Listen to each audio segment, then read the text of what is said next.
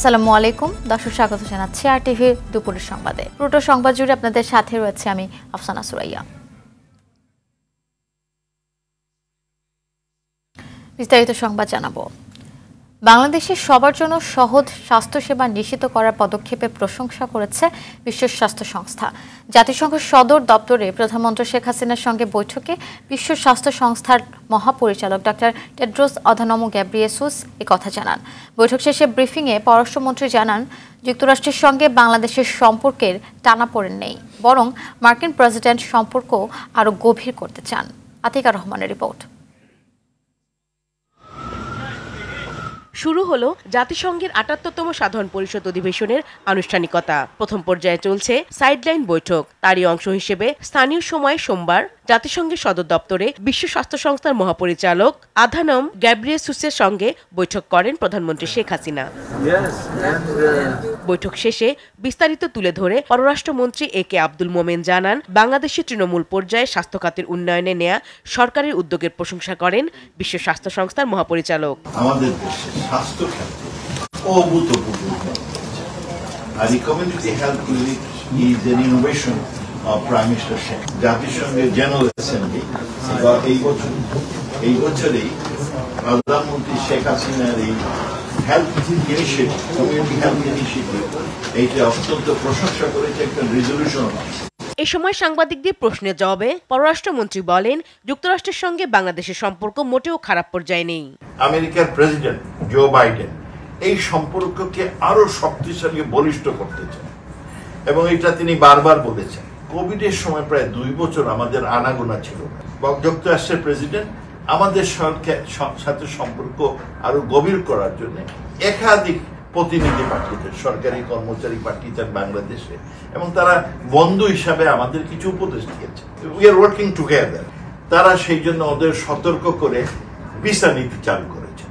কেউ যদি free and fair ইলেকশনে ঝামেলা করে তাহলে তাকে তারা, so this is good for us, because আমরা চাই সবাই ইলেকশনে জয়েন করবে, ফ্রি ফেয়ার ইলেকশন হবে। একই দিনে দ্বিপক্ষীয় বৈঠক করেন পররাষ্ট্রমন্ত্রী ডক্টর একে আব্দুল মোমেন এবং হাঙ্গেরির পররাষ্ট্র ও বাণিজ্য মন্ত্রী পিটার সিয়ার্তো। বৈঠক শেষে অর্থনৈতিক সহযোগিতা বিষয়ক বেশ কয়েকটি চুক্তি ও সমঝোতা সই করেন তারা। বাংলাদেশ এবং হাঙ্গেরির মধ্যে আজ 3টি চুক্তি ও সমঝোতা স্মারক স্বাক্ষরিত হবে। রোহিঙ্গা যতদিন প্রত্যাবর্তন হবে না ততদিন পর্যন্ত তারা স্পেশাল ডেভেলপমেন্ট ফান্ড আপনার মায়ানমারকে দেওয়া বন্ধ করা হয়েছে। সেটা আমাদের জন্য সুখবর। আমাদের নিউক্লিয়ার পাওয়ার প্ল্যান্ট হচ্ছে, হাঙ্গেরি যে ধরনের নিউক্লিয়ার পাওয়ার প্ল্যান্ট তাদের দেশে আছে, আমরা একই ধরনের নিউক্লিয়ার পাওয়ার প্ল্যান্ট চালু করছি। এছাড়া মার্কিন পররাষ্ট্র দপ্তরের বেসামরিক নিরাপত্তা, গণতন্ত্র ও মানবাধিকার বিষয়ক আন্ডার সেক্রেটারি আজরা জিয়া ও বাংলাদেশের পররাষ্ট্র সচিব মাসুদ বিন মোমেনের সঙ্গে বৈঠক অনুষ্ঠিত হয়েছে। আজরা তার এক্স অ্যাকাউন্টে জানান, আলোচনা ফলপ্রসূ হয়েছে। বাংলাদেশের সংসদ নির্বাচন সুষ্ঠু ও শান্তিপূর্ণ আয়োজনের ওপর জোর দিয়েছে যুক্তরাষ্ট্র। আনুষ্ঠানিকতা দ্বিতীয় দিনের সাইডলাইনের বৈঠকে towards a fair international financial architecture শীর্ষক একটি উচ্চ পর্যায়ের গোলটেবিল বৈঠকে ভাষণ ছাড়াও চিকিৎসা পরিষেবা ভিত্তিক কমিউনিটি ক্লিনিকের একটি উচ্চ পর্যায়ে সাইড ইভেন্টে যোগ দেবেন বাংলাদেশ সরকার প্রধান শেখ হাসিনা। আতিকা রহমান, RTV। আলুর বাজার দর নিয়ন্ত্রণে বগুড়ায় অভিযান চালিয়েছে ভোক্তা অধিকার সংরক্ষণ অধিদপ্তর। এ সময় কোল্ড স্টোরেজে অধিক মুনাফার লোভে আলু সংরক্ষণ করায় 3 জনকে আটক করা হয়েছে। এদিকে হিমাগার থেকে আলু না আসায় মেহেরপুরের হাট বাজারগুলোতে আলুর সংকট দেখা দিয়েছে। মেহেরপুরের 2টি কাঁচা বাজারের মাধ্যমে জেলার বিভিন্ন হাট বাজারে আলু সরবরাহ করা হয়। উত্তরবঙ্গে কয়েকটি জেলার হিমাগার থেকে আলু সংগ্রহ করে জেলার চাহিদা পূরণ করেন এখানকার আড়তদাররা। তবে হিমাগারগুলো সরকার নির্ধারিত আলুর দাম মানছেন না, তাই জেলার পাইকারি ব্যবসায়ীরা হিমাগার থেকে আলু আনা বন্ধ রেখেছেন। এতে বিপাকে পড়েছেন ক্ষুদ্র ব্যবসায়ী ও ক্রেতারা।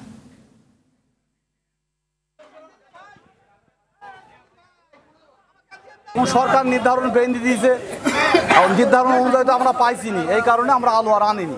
এই মুহূর্তে আলু তো আরো দাম নিয়ে আসছে না, দাম আর যারা ধরো করতে আলু আনতে আসে, আলু আসতে এখন বহু দূরের থেকে, তাই আলু আমরা পাইছিনি বলে আলু আমরা কম ব্যস্ত আসিনি। রাজধানীর কারণ বাজার থেকে সরাসরি যোগ দিচ্ছেন সহকর্মী শরীয়ত খান। শরীয়তের আগে সংবাদ যেমনটি জানাচ্ছিলেন, এখন জানাবেন যে ডিম আমদানির সিদ্ধান্তে প্রভাব বাজারে পড়েছে কিনা। আফসানা, আমি কারণ বাজারে আসলে ডিমের বাজার এবং আলুর বাজার আপনি যেটি বলছিলেন সবগুলো বাজারই আজকে আমরা সকাল থেকে ঘুরেছি। তো আমদানির যে কথা হয়েছে সেটির প্রভাব তেমনটা আমরা পাইনি এই কারণ বাজারে। তো বেশিরভাগ জায়গায় ডিমের সেখানে কিছুটা প্রভাব পড়েছে, সেখানে কিন্তু এখনও 12 টাকার উপরেই কিন্তু ডিম বিক্রি হচ্ছে। আর এছাড়া যে এলাকার দোকানগুলো সেখানে বিক্রি হচ্ছে 52 থেকে 55 টাকা করে ডিমের হালি। আর যারা আড়তদার তারা বিক্রি করছেন 11 টাকা 60 পয়সা করে। তো যার ফলে দেখা যাচ্ছে যে যারা ক্রেতা তারা কিন্তু এখনও 12 টাকার উপরেই তাদেরকে ডিম কিনতে হচ্ছে। তো ডিমের দামে কিছুটা 10 থেকে 15 পয়সা কমলেও কিন্তু আলু যে পেঁয়াজ এগুলোর দাম কিন্তু আগের মতোই রয়ে গেছে। সেখানে কিন্তু এখন পর্যন্ত সরকার যে নির্ধারণ করে দিয়েছে সেটি কোনো কিছুই মানা হচ্ছে না। কারণ এখানকার দোকানদাররা বলছেন যে তারা কিনেই আনছেন বেশি টাকা ধরে, যেমন তারা 40 টাকার উপরে তাদের কেনাই পড়ছে। আর এদিকে সরকার নির্ধারণ করে দিয়েছে আলুর দাম 35 টাকা। তো সেই ক্ষেত্রে তারা কিন্তু সেভাবে আর কি সরকার নির্ধারিত দামে বিক্রি করতে পারছেন না। তা আমরা এখানে ক্রেতাদের থেকে একটু জানতে চাইবো যে আপনারা আপনি একটু আগে আলু কিনলেন, কত টাকা করে কিনছেন? 42 টাকা। আলু কত টাকা করে কিনছেন? আর 42 টাকা করে। তো নির্ধারণ করে দেওয়া হয়েছে 35 টাকা। আসলে আপনারা তারা কি বলছে? এখন আমরা এটা কি বলবো, আমাকে তো বলার কিছু নাই। যে দাম যেরকমের রেট দেয় সে রেট দামে তো এটা বেচতে পারতেছে না। এখন দাম তো সবটারই দাম বেশি নিচ্ছে। আপনারা শুনলেন যে আসলে ক্রেতারাও বাধ্য হয়েই এইভাবে কেনাকাটা করছেন। কারণ পেঁয়াজ এখনও 65 থেকে 75 টাকা, আলু কিন্তু এখনও 42 থেকে 45 টাকা। আসলে তাদের যেহেতু কিনতে হচ্ছে বেশি দামে, বিক্রিও করতে হচ্ছে বেশি দামে, তাই সবার দাবি আসলে যারা আড়তদার এবং যারা মজুতদার তাদের সেখান থেকে আলুর দামটা যদি কমে আসে তাহলে কিন্তু খুচরা বা এই ঢাকার বাজারগুলোতে দাম কমার একটা সম্ভাবনা রয়েছে। এছাড়া আসলে দাম কমার কোনো সম্ভাবনা এখানকার ব্যবসায়ীরা দেখছেন না। তো আফসানা, এই ছিল এখানকার সর্বশেষ পরিস্থিতি। অসংখ্য ধন্যবাদ আপনাকে। দর্শক, এতক্ষণ রাজধানীর কারণ বাজার থেকে জানাচ্ছিলেন সহকর্মী শরীয়ত খান। আমদানির খবরে কিছুটা কমতে শুরু করেছে ডিমের দাম, তবে এখনও সরকার নির্ধারিত দামে নয়। প্রতি হালি ডিম মিলছে 50 থেকে 52 টাকায়। এছাড়া আলু ও পেঁয়াজ সহ অতি গুরুত্বপূর্ণ 6টি পণ্য সরকার বেঁধে দেওয়া দামে বিক্রি হচ্ছে না। আমদানির পাশাপাশি বাজার নিয়ন্ত্রণে বিভিন্ন সংস্থার অভিযান অব্যাহত রয়েছে। অতিরিক্ত দামে পণ্য বিক্রি ও মূল্য তালিকা না থাকায় বিভিন্ন দোকানকে জরিমানা করা হচ্ছে। ভ্রাম্যমাণ আদালতের অভিযানের খবরে দোকান বন্ধ করে দোকানিরা পালিয়ে যাচ্ছে।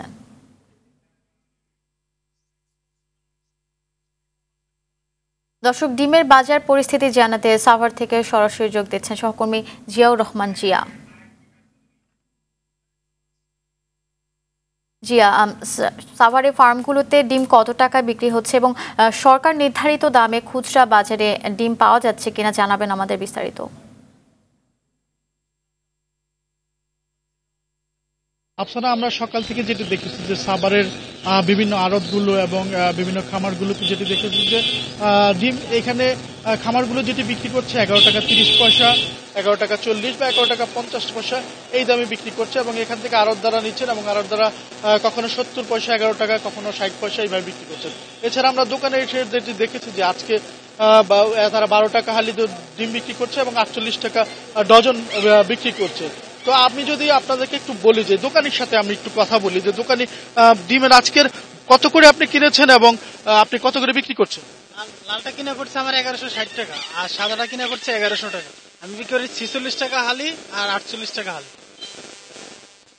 স্যার, আপনি যেটি শুনছিলেন যে একজন পাড়া মহল্লার যিনি দোকানদার তিনি যেটি বলছিলেন যে উনি আজকে 12 টাকা করে ডিম বিক্রি করছেন এবং 12 টাকা থেকে কিছুটা কম বিক্রি করছেন। এছাড়া ওনার কথাতে যেটি চলে এসেছে যে আড়তদার থেকে এবং যে খামারিদের থেকে ওনারা ডিম কিনেছেন সেই ডিমের বাজার আজকের সেটি সাভার এবং ধামরাইয়ের যে বাজার সে বাজার মোটামুটি নিয়ন্ত্রণে রয়েছে। তবে ওনারা একটি কথা বলেছেন যে বিদেশ থেকে যে সরকার 4 কোটি ডিম আনার সিদ্ধান্ত নিয়েছেন সেই সিদ্ধান্তে ওনারা এমনিতেই যে ডিম বিক্রি করছেন সে বিক্রিতে তাদের হয়তো 20 পয়সা 10 পয়সা খামারিদের লস হচ্ছে। তো যেহেতু তারা সাভার এবং ধামরাই এলাকায় ডিম বিক্রি করছেন, তবে ঢাকার যে আজকের যে বাজার সে বাজারে ওনারা যেটি জানাচ্ছেন ঢাকার বাজারে আজকে 11 টাকা 90 পয়সা কিংবা 11 টাকা 80 পয়সা। তো ওনারা যদি বলছেন যে যদি এই দাম তারা পেত তাহলে হয়তো তাদের লাভ হতো। তো এই ছিল সাভার এবং ধামরাইয়ের যে ডিমের বাজার এবং বিক্রির বাজার, সেই বাজারের সর্বশেষ অবস্থা। অসংখ্য ধন্যবাদ আপনাকে। দর্শক, এতক্ষণ সাভার থেকে জানাচ্ছিলেন জিয়াউর রহমান জিয়া। প্রয়াত ব্যারিস্টার নাজমুল হুদা প্রতিষ্ঠিত তৃণমূল বিএনপিতে যোগ দিয়েছেন বিএনপির সাবেক ভাইস চেয়ারম্যান শমশের মোবিন চৌধুরী ও বিএনপি চেয়ারপারসনের উপদেষ্টা মণ্ডলীর সাবেক সদস্য অ্যাডভোকেট তৈমুর আলম খন্দকার। রাজধানীর ইঞ্জিনিয়ার্স ইনস্টিটিউটে তৃণমূল বিএনপির প্রথম জাতীয় সম্মেলন ও কাউন্সিলে যোগ দেন বিএনপির সাবেক এই দুই নেতা। শমশের মোবিন চৌধুরী বিএনপি থেকে পদত্যাগ করেছিলেন, আর তৈমুর আলম খন্দকারকে বহিষ্কার করেছে বিএনপি। সম্মেলনে দলের ভারপ্রাপ্ত চেয়ারম্যান ব্যারিস্টার নাজমুল হুদার মেয়ে অ্যাডভোকেট অন্তরা সেলিমা হুদা বলেন, ব্যারিস্টার নাজমুল হুদা তত্ত্বাবধায়ক সরকার ব্যবস্থা নিয়ে যে ফর্মুলা দিয়েছিলেন সেটি বাস্তবায়ন হলে দেশের রাজনৈতিক অচলাবস্থা তৈরি হতো না। সম্মেলনে বক্তারা বলেন, শমশের মোবিন চৌধুরী ও তৈমুর আলম খন্দকারের নেতৃত্বে তৃণমূল বিএনপি দেশের তৃতীয় জনপ্রিয় দল হিসেবে শীঘ্রই প্রতিষ্ঠিত হবে। উনি বিএনপি সরকারের একজন ক্যাবিনেট মিনিস্টার থাকা সত্ত্বেও অত্যন্ত সাহসী উদ্যোগ নিয়ে কেয়ারটেকার গভর্নমেন্টের রূপরেখা জনগণের সামনে তুলে ধরেন এবং তার মন্ত্রিত্ব থেকে পদত্যাগ করেন। সেই রূপরেখা যদি তখন সম্মানিত করা হতো, তাহলে হয়তো এই দিনে এসে স্বাভাবিক নিয়মানুযায়ী আইনগতভাবেই সাংবিধানিক রূপে অন্তর্বর্তীকালীন কেয়ারটেকার গভর্নমেন্টের অধীনেই জাতীয় নির্বাচন অনুষ্ঠিত হতো এবং জাতীয় ও আন্তর্জাতিক পর্যায়ে সেটার গ্রহণযোগ্যতাও পেত।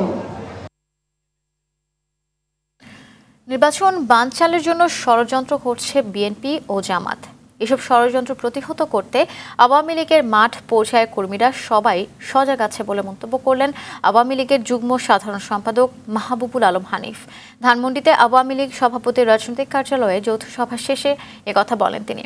হানিফ আরও বলেন, দেশে বিশৃঙ্খল পরিস্থিতি তৈরি করলে সরকার ও জনগণ তা প্রতিহত করবে। সভায় সিদ্ধান্ত হয় 23 সেপ্টেম্বর বায়তুল মোকাররমের দক্ষিণ গেটে মহানগর আওয়ামী লীগের সমাবেশ, 25 সেপ্টেম্বর উত্তরা ও যাত্রাবাড়িতে, 26 সেপ্টেম্বর কেরানীগঞ্জে সমাবেশ করবে আওয়ামী লীগ। 28 সেপ্টেম্বর প্রধানমন্ত্রী শেখ হাসিনার জন্মদিন উপলক্ষে সারা দেশে দোয়া মাহফিল হবে। তারা আগামী জাতীয় সংসদ নির্বাচন বানচাল করার জন্য বিদেশি ষড়যন্ত্রের সঙ্গে তাল মিলিয়ে তারা একটা হয়ে এই দেশে নির্বাচন বানচালের একটা ষড়যন্ত্র করে যাচ্ছেন। কারণ বিএনপি জামাত জানে যে নির্বাচন হলে তাদের নির্বাচনে জয়লাভের কোনো সুযোগ নেই, কারণ তাদের অতীতের কর্মকাণ্ড এদেশের জনগণ তাদেরকে মুখ ফিরিয়ে নিয়েছে, তাদেরকে আস্থা করে ফেলেছে। দিন যতই যাচ্ছে ডেঙ্গুতে মৃত্যুর মিছিল ততই দীর্ঘ হচ্ছে। হাসপাতালে ভর্তির একদিনের মধ্যে মৃত্যুর হার আরও বাড়ছে। পরিসংখ্যান বলছে 63% ব্যক্তির মৃত্যু ঘটছে হাসপাতালে ভর্তির একদিনের মধ্যে। এদিকে দেশে ডেঙ্গুতে আক্রান্ত হয়ে আরও 17 জনের মৃত্যু হয়েছে। এ নিয়ে চলতি বছর ডেঙ্গুতে মোট 839 জনের মৃত্যু হলো। আর সেপ্টেম্বর মাসে এখন পর্যন্ত মৃত্যু হলো 246 জনের। এছাড়া গত 24 ঘন্টায় ডেঙ্গু নিয়ে দেশের বিভিন্ন হাসপাতালে 3084 জন রোগী ভর্তি হয়েছেন। স্বাস্থ্য অধিদপ্তরের তথ্য মতে চলতি বছর এ পর্যন্ত ডেঙ্গু নিয়ে হাসপাতালে ভর্তি হয়েছেন 1,70,768 জন।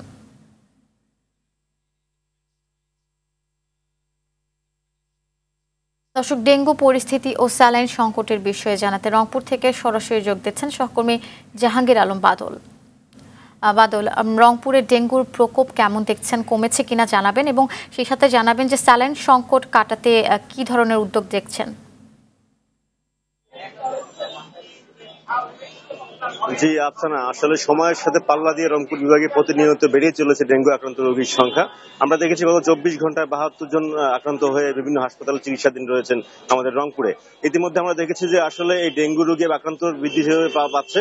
একটা ওষুধ সিন্ডিকেট তারা কিন্তু আসলে ইচ্ছা করে কৃত্রিম সংকট দেখিয়ে তারা কিন্তু বিভিন্ন দোকানে স্যালাইন সরবরাহ কমিয়ে দিয়েছে, যার ফলে আসলে আমরা দেখেছি যে গত কয়েকদিন থেকে যে সরবরাহ ঠিক থাকলেও আজকে সকাল থেকে আমরা দেখছি যে বিভিন্ন ফার্মেসিতে আসলে কিন্তু ওষুধ নেই, কারণ অনেকে স্যালাইন পাচ্ছেন না। এবং ব্যবসায়ীরা বলছেন, যারা এখানে ফার্মেসি মার্কেট করেছেন, তারা বলছেন যে আসলে বড় বড় কোম্পানিগুলো তারা কিন্তু সরবরাহ কমিয়ে দিয়েছেন, যার ফলে কিন্তু এখানে কৃত্রিম সংকট দেখা দিয়েছে।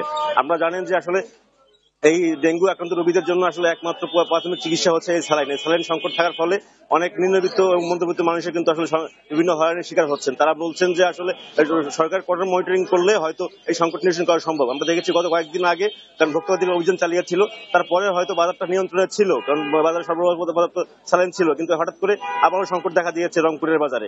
ইতিমধ্যে আমরা দেখেছি যে আসলে গত 24 ঘন্টায় রংপুরে যেমন 72 জন আক্রান্ত হয়েছে ডেঙ্গুতে, সেই সাথে গত 24 ঘন্টায় কিন্তু একজন মারা গিয়েছে। এই নিয়ে এখন পর্যন্ত রংপুর বিভাগে 6 জনের মৃত্যু হয়েছে ডেঙ্গুতে আক্রান্ত হয়ে। এর পাশাপাশি আমরা দেখেছি যে প্রায় 153 জন বিভিন্ন হাসপাতালে চিকিৎসাধীন রয়েছেন ডেঙ্গু আক্রান্ত হয়ে। এবং রংপুরের যে আসলে স্বাভাবিক পরিস্থিতি, ডেঙ্গুর নিয়ন্ত্রণে এখন পর্যন্ত তেমন কোনো উদ্যোগ চোখে পড়ছে না প্রশাসনিকভাবে, যার ফলে কিন্তু ডেঙ্গু সংক্রমণ ক্রমশ বৃদ্ধি পাচ্ছে। সব মিলিয়ে রংপুরের যে ডেঙ্গু পরিস্থিতি, এটি তো অনেকটাই ভয়াবহ দিকে যাচ্ছে বলে স্থানীয়রা মনে করছেন। এবং তারা বলছেন যে আসলে সরকারিভাবে এই ডেঙ্গুর যে আসলে নিয়ন্ত্রণ করা ওষুধ এবং পাশাপাশি যে সমস্ত স্যালাইন সরবরাহ করছে সেই সমস্ত প্রতিষ্ঠানগুলোকে কঠোর মনিটরিং করা দরকার বলে মনে করছেন স্থানীয়রা। তারপরে তো এই ছিল আমার কাছে রংপুরের ডেঙ্গুর সর্বশেষ খবর। আফসানা, ধন্যবাদ আপনাকে। এতক্ষণ রংপুর থেকে জানাচ্ছিলেন জাহাঙ্গীর আলম বাদল। দেশে আশ্রয় নেওয়া রোহিঙ্গাদের মিয়ানমারের স্বেচ্ছায় নিরাপদ ও টেকসই প্রত্যাবাসন আরও বিলম্ব হলে এই পুরো অঞ্চল ঝুঁকির মুখে পড়বে, এমন উদ্যোগ জানিয়ে তাদের ফেরত পাঠাতে আন্তর্জাতিক সম্প্রদায়কে জরুরিভাবে ভূমিকা রাখার আহ্বান জানিয়েছেন রাষ্ট্রপতি মোহাম্মদ শাহাবুদ্দিন। সকালে রাজধানীর হোটেল সোনারগাঁওয়ে বাংলাদেশ রেড ক্রিসেন্ট সোসাইটির 2 দিনব্যাপী 7ম পার্টনারশিপ মিটিংয়ের উদ্বোধনী অনুষ্ঠানে তিনি এসব কথা বলেন। 1973 সালে প্রতিষ্ঠার সময় থেকে বিভিন্ন প্রাকৃতিক ও মানবসৃষ্ট দুর্যোগ মোকাবেলা সহ মানবিক সহায়তা ও স্বাস্থ্যসেবা কার্যক্রমের সরকারের সহযোগী প্রতিষ্ঠান হিসেবে সুনামের সাথে কাজ করছে বাংলাদেশ রেড ক্রিসেন্ট সোসাইটি, বলেন মোহাম্মদ শাহাবুদ্দিন। রোহিঙ্গা সংকট দূর করতে আন্তর্জাতিক সম্প্রদায়কে স্থায়ী সমাধান বের করার আহ্বান জানান তিনি। In 2017, we opened the border of humanitarian ground. আমরা মানবিক ভিত্তিতে সীমান্ত খুলে দিয়েছিলাম এবং বর্তমানে আমরা প্রায় 1.2 মিলিয়ন মায়ানমার থেকে জোরপূর্বক বাস্তুচ্যুত লোককে আশ্রয় দিয়েছি, খাদ্য এবং প্রয়োজনীয়তা সরবরাহ করছি। এই সংকটের ভার যে কেবল আমাদের কাঁধে বর্তাবে না তা বোঝা অপরিহার্য। যদিও আমরা তাদের সমর্থন অব্যাহত রেখেছি, এখনই সময় এসেছে আন্তর্জাতিক সম্প্রদায়ের মিয়ানমারের তার উৎপত্তিস্থলে এই সংকটের একটি টেকসই সমাধান খুঁজে বের করার। It is high time that the international community find a durable solution to this crisis and its place of origin in Myanmar.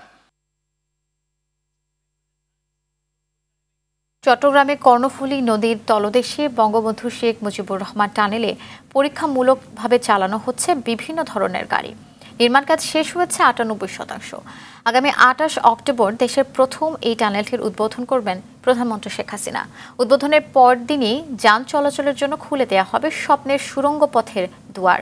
সংশ্লিষ্টরা জানিয়েছেন, টানেলটি চালু হলে দেশের দক্ষিণ পূর্বমুখী যোগাযোগ ব্যবস্থায় আমূল পরিবর্তন আসবে। দ্রুত কমবে ঢাকা থেকে চট্টগ্রাম হয়ে কক্সবাজারের চলাচলেও। চট্টগ্রাম প্রতিনিধি সাইফুল মাহমুদের তথ্য ছবিতে বিস্তারিত থাকছে সাইয়েদ মাহমুদের রিপোর্টে। নদীর নাম কর্ণফুলী। এটিকে চট্টগ্রাম নগরীর লাইফলাইন বললেও ভুল হবে না। এখানকার যোগাযোগ ব্যবস্থায় নতুন দিগন্তের সূচনাও হচ্ছে এই কর্ণফুলীর বুক দিয়ে। মাস পেরোলেই যে উদ্বোধন দেশের ইতিহাসে প্রথমে সুড়ঙ্গ পথের। চট্টগ্রামের পতেঙ্গা থেকে কর্ণফুলীর তলদেশ হয়ে অপর প্রান্তে আনোয়ারায় গিয়ে শেষ হবে বঙ্গবন্ধু টানেল। 3.5 কিলোমিটার টানেল দিয়ে নদী পার হতে সময় লাগবে মাত্র 5 মিনিট। ইতিমধ্যেই ঠিক হয়েছে টোলের পরিমাণও। তবে নিরাপত্তার কারণে নিষিদ্ধ থাকছে মোটরসাইকেল ও 3 চাকার যান চলাচল।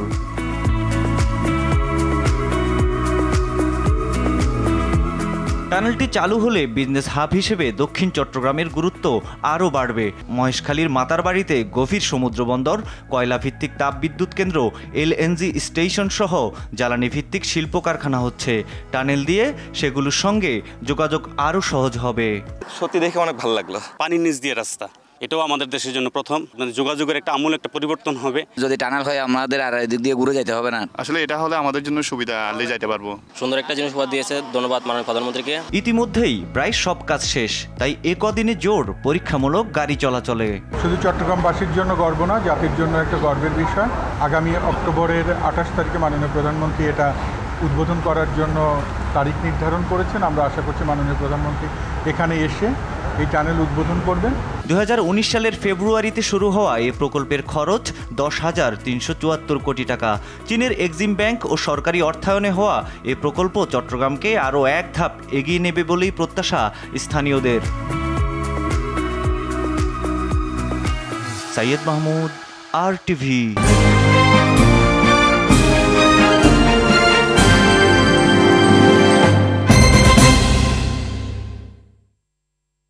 এবার ন্যাশনাল লাইফ ইন্স্যুরেন্স আন্তর্জাতিক সংবাদ জানাবো।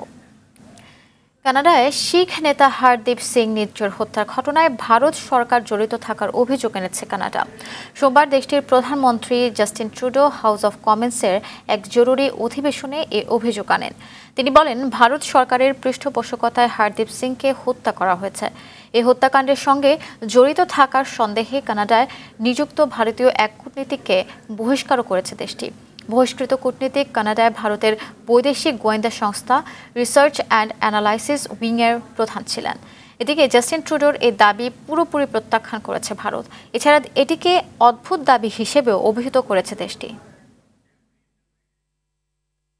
বিশ্বের স্থিতিশীলতা রক্ষায় চীন ও রাশিয়ার বিশেষ দায়িত্ব রয়েছে। রাশিয়া সফরে এসে রুশ পররাষ্ট্রমন্ত্রী সের্গেই ল্যাভরভের সঙ্গে এক বৈঠকে চীনের পররাষ্ট্রমন্ত্রী ওয়াং ই এমনটি বলেন। চীনা পররাষ্ট্রমন্ত্রী বলেন, রাশিয়া চীন সহযোগিতামূলক সম্পর্ক কারো বিরুদ্ধাচরণ করার জন্য নয়। এছাড়া এই সম্পর্ক অন্য কোনো দেশের দ্বারা প্রভাবিতও নয়। বৈঠকে দুই নেতা কৌশলগত সহযোগিতা, ন্যায্য বিশ্ব ব্যবস্থা সহ বিভিন্ন বিষয়ে আলোচনা করেন। আগামী মাসে রুশ প্রেসিডেন্ট ভ্লাদিমির পুতিন ও চীনা প্রেসিডেন্ট শি জিনপিংয়ের মধ্যে সম্ভাব্য বৈঠকের আগে এই সফরকে খুবই গুরুত্বপূর্ণ বলে মনে করা হচ্ছে। এর আগে সোমবার 4 দিনের সফরে রাশিয়া আসেন চীনের পররাষ্ট্রমন্ত্রী ওয়াং ই। রাশিয়ার প্রেসিডেন্ট ভ্লাদিমির পুতিনকে দ্বিতীয় হিটলার বলে মন্তব্য করেছেন ইউক্রেনের প্রেসিডেন্ট ভলোদিমির জেলেনস্কি। এছাড়াও পুতিন তৃতীয় বিশ্বযুদ্ধ শুরু করতে পারেন বলেও সতর্ক করেছেন তিনি। মার্কিন টেলিভিশন CBS এর সঙ্গে এক সাক্ষাৎকারে জেলেনস্কি এসব কথা বলেন। জেলেনস্কি বলেন, আবার যাই মতে, এখান থেকে যাব। জেলেনস্কির মতে, বিশ্ববাসীর কাছে সব সম্মান খুইয়েছে রাশিয়া। বারবার পুতিনকে নির্বাচিত করে দ্বিতীয় হিটলার তৈরি করছে দেশটি। এদিকে খাদ্য আমদানিতে নিষেধাজ্ঞা দেয়ায় প্রতিবেশী 3টি দেশের বিরুদ্ধে বিশ্ব বাণিজ্য সংস্থার কাছে মামলা করেছে ইউক্রেন। 3টি দেশ হচ্ছে স্লোভাকিয়া, পোল্যান্ড ও হাঙ্গেরি। Thank you.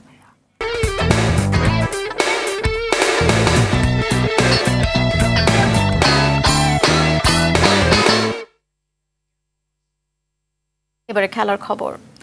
23 সেপ্টেম্বর গেমসের আনুষ্ঠানিক পর্দা উঠবে এশিয়ান গেমসের। তার আগে আজ থেকেই আনুষ্ঠানিকভাবে গেমস শুরু হচ্ছে ফুটবল ইভেন্টের মাধ্যমে। প্রথম দিনই এ গ্রুপের ম্যাচে বাংলাদেশের প্রতিপক্ষ মিয়ানমার। চীনের হাংচুর জিয়াওশান স্পোর্টস সেন্টার স্টেডিয়ামে বাংলাদেশ সময় বেলা 2টায় শুরু হবে খেলা। ডিয়ান জিকেজি বিশ্ববিদ্যালয় মাঠে 2 দিন অনুশীলনও করেছে বাংলাদেশ। স্প্যানিশ কোচ হাভিয়ার ক্যাব্রেরার তত্ত্বাবধানে উজ্জীবিত মতিন মিয়া, সুমন রেজারা। গ্রুপে বাংলাদেশের অন্য 2 প্রতিপক্ষ চীন, ভারত। এদিন বিকেল 5:30টায় লড়বে দল দুটি। এদিন ভিয়েতনাম লড়বে মঙ্গোলিয়ার বিপক্ষে। বাহরাইনের প্রতিপক্ষ থাইল্যান্ড। সৌদি আরব খেলবে ইরানের বিপক্ষে। মাঠে নামবে দক্ষিণ কোরিয়া। প্রতিপক্ষ হিসেবে অপেক্ষা করছে কুয়েত। AFC কাপে নিজেদের প্রথম অ্যাওয়ে ম্যাচে মালদ্বীপের মাজিয়া স্পোর্টস অ্যান্ড রিক্রিয়েশন ক্লাবের মুখোমুখি হবে বাংলাদেশ প্রিমিয়ার ফুটবল লিগের চ্যাম্পিয়ন বসুন্ধরা কিংস। মালদ্বীপের মালে স্টেডিয়ামে ম্যাচটি শুরু হবে বাংলাদেশ সময় বিকেল 4টায়। মালদ্বীপের দলটিকে বরাবরই হারিয়ে এসেছে বসুন্ধরা কিংস। এখন পর্যন্ত 2বার মুখোমুখি হয়েছে ক্লাব দুটি ম্যাচই ছিল AFC কাপের স্টেজে।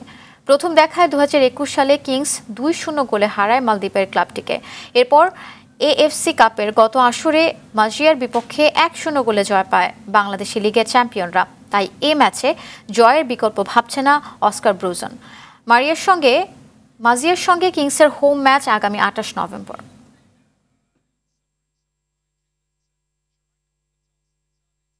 আক্ষেপ নিয়ে এশিয়ান গেমসে অংশ নিচ্ছেন স্বর্ণকন্যা মাবিয়া আক্তার সীমান্ত। আন্তর্জাতিক মানের প্রস্তুতি না থাকা এবার যেন দল বেঁধে ভ্রমণে যাচ্ছে তারা, এমনটি জানালেন মাবিয়া। পদকের আশা না করলেও নিজের সেরা পারফরম্যান্সের ব্যাপারে আশাবাদী এই ভারোত্তোলক। ফেডারেশনের সহসভাপতি বলেন, সুযোগ সুবিধা পেলে এশিয়ান গেমসেও ভারোত্তোলনে পদক জয়ের সম্ভাবনা রয়েছে বাংলাদেশের। নাজমুস সাকিবের রিপোর্টে এরই বিস্তারিত দেখুন। বাংলাদেশের স্বর্ণকন্যা খ্যাত মাবিয়া আক্তার সীমান্ত 2016 সালে দক্ষিণ এশীয় গেমসে তার প্রথম স্বর্ণপদক জয় আনন্দ অশ্রুতে ভাসিয়েছিল দেশের ক্রীড়া অনুরাগীদের। এবার এশিয়ান গেমসে ভারোত্তোলন ফেডারেশনের হয়ে বাংলাদেশের প্রতিনিধিত্ব করবেন মাবিয়া। তবে চীনের হাংজু থেকে খালি হাতে ফিরবেন বলে সরাসরি স্বীকারোক্তি তার। হতে পারে হয়তো পারফরমেন্সের এবং র্যাঙ্কিংয়ের ভালো একটা পজিশনে যাবে, বাট যদি বলেন যে হাত ধরে কোনো ভালো মেডেল বা কোনো কিছু আনা, সেটা আসবে না, কারণ এটা এশিয়ান গেমস। এটা সাউথ এশিয়ান গেমসও কিন্তু আমি 19-এ যখন লাস্ট যাই তখন বলে গেছিলাম যে আমরা মেডেল পাবো কিনা সিউরিটি নাই, বাট চেষ্টা করব। তখন আমাদের লাক ভালো ছিল, আমরা পারফরমেন্স ভালো প্রেজেন্ট করতে পেরেছি, আমরা পেয়েছি। আক্ষেপ নিয়ে বললেন, পদকের জন্য যে পরিকল্পনার প্রয়োজন তা কখনোই করা হয় না এদেশে। তাই এশিয়ান গেমসের মতন সেরা আসরে একক ইভেন্টে শুধুই অংশগ্রহণের জন্য যাচ্ছেন দেশের ভারোত্তোলকরা। পার্শ্ববর্তী দেশের কথা বলি, তারা অ্যাকচুয়ালি প্লেয়ারদের কাছে মেডেল চায় এবং তারা দেশকে মেডেল দিতে চায়, তারা ওই প্রসেসে আগানো হয়েছে। আমাদের দেশ যদি এটা চাইতো, আমাদের স্পোর্টস অথরিটি যদি এটা চাইতো, তাহলে প্ল্যানিং ওইভাবেই হইতো। অনুশীলনে সীমিত সরঞ্জাম, আর্থিক সীমাবদ্ধতা সহ নানা সমস্যায় জর্জরিত দেশের সম্ভাবনাময় ইভেন্ট ভারোত্তোলন। প্রতিবেশী দেশ ভারত যখন এশিয়ান গেমসে স্বর্ণপদকের লক্ষ্য নিয়ে প্রস্তুতি সারছে, বাংলাদেশ তখন শুধুই ব্যক্তিগত অর্জনকে প্রাধান্য দিচ্ছে। ফেডারেশনের সহসভাপতি জানান, এশিয়ান গেমসের মতন বড় আসরগুলোতে ভারোত্তোলনে পদক আশা করলে খেলোয়াড় ও কোচদের নিয়ে আন্তর্জাতিক মানের পরিকল্পনা করতে হবে। ইন্টারন্যাশনাল লেভেলের ইকুইপমেন্টস এবং কোচ, ওরকম ট্রেন্ড কোচ, তো এগুলি এনশিওর আগে করতে হবে। চীনের হাংজুতে শুরু হতে যাওয়া এবারের এশিয়ান গেমসে ভারোত্তোলনে বাংলাদেশ থেকে নারী ও পুরুষ বিভাগে 3টি আলাদা ওজন শ্রেণীতে অংশ নেবেন 3 জন ভারোত্তোলক। নাজমুস সাকিব, RTV, ঢাকা। দর্শক, সংবাদ শেষ করব জনপ্রিয় নায়ক সালমান শাহর জন্মদিনের খবর দিয়ে।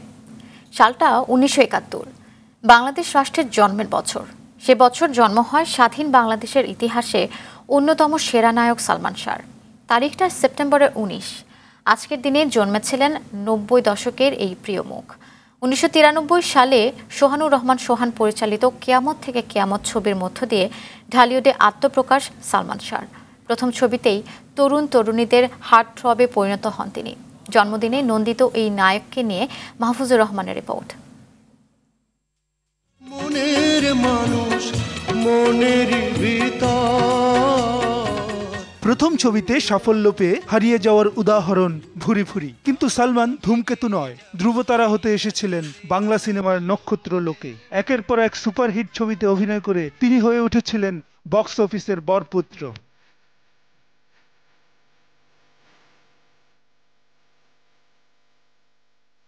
সস্তা ও স্থূল ছবির ভিড়ে সালমানের মার্জিত ও সাবলীল অভিনয় মন কাড়ে রুচিশীল দর্শকদের। রূপালী পর্দার নায়ক হলেও সেলুলয়েডে তাকে মনে হতো বড় আপন, বড় কাছের। এ কারণে দর্শকদের অন্তরে অন্তরে গভীর দাগ কাটতে সক্ষম হন সালমান। আমার মায়ের অধিকার ফিরিয়ে না দিলে আজ আমি তোমাদের নাম নিশানা সব তুলোর সাথে মিশিয়ে দেব। মুম্বাইয়ের তারকাদের সঙ্গে পাল্লা দিয়ে সালমান ড্রয়িং রুম থেকে পাড়ার সেলুন পর্যন্ত সবখানে পোস্টার বয় হয়ে ওঠেন। রাতারাতি বনে যান তারুণ্যের আইকন। ইন্সপায়ারেশন ছিল ইয়াং জেনারেশনের জন্য সবাই। সালমান খান, এই যে শাহরুখ খান, আমাদের বাংলাদেশে সেই ছিল, সবার আইডল ছিল সে। Everybody wanted to be Salman Shah. And আমি মনে করি আজকে সে বেঁচে থাকলে আমি বলিউডে সে ফিল্ম করতো, ডেফিনেটলি বলিউডে। পর্দার পারফরমেন্স দিয়ে দর্শকদের কাছে যেমন, তেমনি পর্দার বাইরে মানবিকতার কারণে সিনেমা প্রেমীদের কাছে প্রিয় হয়ে ওঠেন সালমান। কিন্তু মাত্র 24 বছর বয়সে 1996 সালের 6 সেপ্টেম্বর থেমে যায় তার জীবন চলার পথ।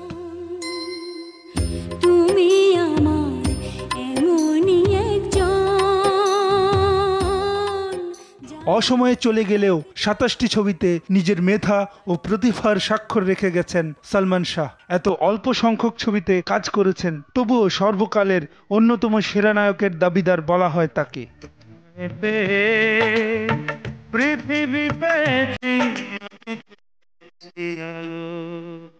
মাহফুজুর রহমান, RTV। দর্শক, দুপুরের সংবাদ এ পর্যন্তই। সবশেষ সংবাদ জানতে যে কোনো মোবাইল ফোন থেকে 2414 নম্বরে ডায়াল করুন। জেলা সংবাদ বিকেল 4:45টায় দেখার আমন্ত্রণ রইল। ধন্যবাদ সবাইকে।